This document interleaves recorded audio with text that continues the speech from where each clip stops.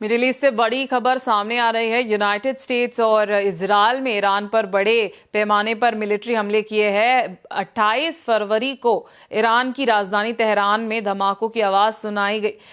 साथ ही कई दूसरे शहरों में भी धमाकों की खबर है। इजरायल ने इस ऑपरेशन का नाम लायंस फ्लोर रखा है। ऑफिशियल्स का कहना है ये यूएस और इजरायल दोनों का जॉइंट मिलिट्री ऑपरेशन है। यूएस प्रेसिडेंट डोनाल्ड ट्रंप ने एक प्रेस कॉन्फ्रेंस के दौरान इसे बड़ा कॉम्पैक्ट ऑपरेशन बताया। उन्होंने कहा कि यह एक्शन ईरान को न्यूक्लियर वेपन और लॉन्ग रेंज मिसाइल बनाने से रोकने के लिए लिया गया था, जो यूनाइटेड स्टेट्स और दूसरे देशों के लिए खतरा बन सकता है। वहीं ईरान ने भी कंफर्म किया है कि वो जवाब दे रहा है। इजरायली ऑफिशियल्स का कहना है कि ईरान से इजरायल की ओर मिसाइल्स लॉन्च की गई है।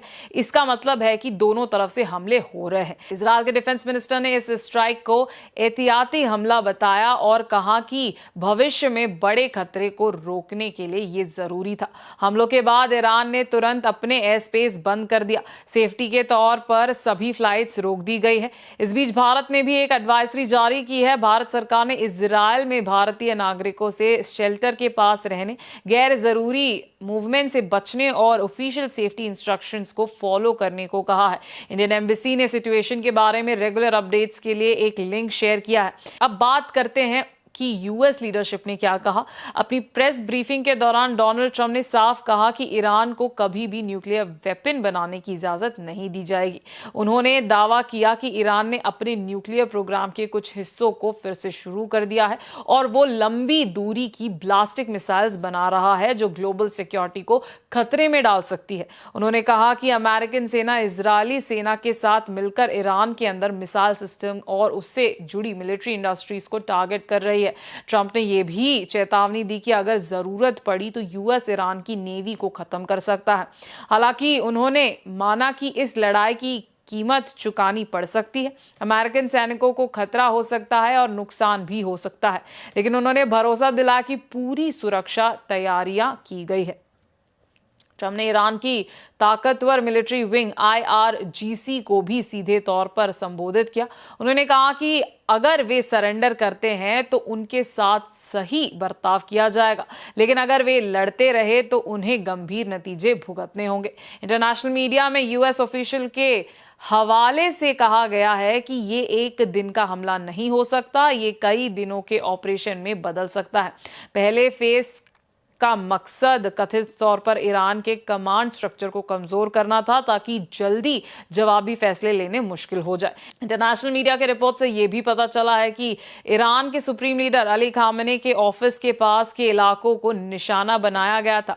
हमले के बाद उन्होंने कथित तौर पर एक सुरक्षित जगह पर ले जाया गया। ईरान के प्रेसिडेंट मसूद के बारे में भी सवाल उठे। मीडिया रिपोर्ट्स का दावा है कि वो सुरक्षित है। अब हमला असली में कहां हुआ? रिपोर्ट्स के मुताबिक टारगेट में ईरान की intelligence ministry, defence ministry, Iran का एटॉमिक एनर्जी ऑर्गेनाइजेशन और परचीन मिलिट्री कॉम्प्लेक्स शामिल थे।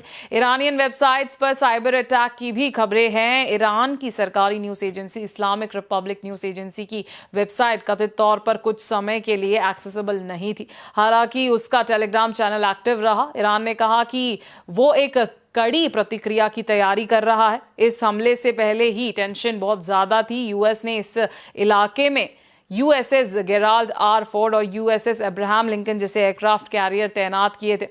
बढ़ते खतरों के कारण अमेरिकन नागरिकों को पहले इजरायल छोड़ने की सलाह दी गई थी। ये झगड़ा तब हो रहा है जब यूएस और ईरान के बीच न्यूक्लियर बातचीत चल रही थी। मुख्य मुद्दा यूरेनियम एनरिचमेंट था। यूएस ने बार बार मांग की है कि ईरान यूरेनियम एनरिचमेंट करना बंद करे और अपने स्टॉक को नष्ट कर दे।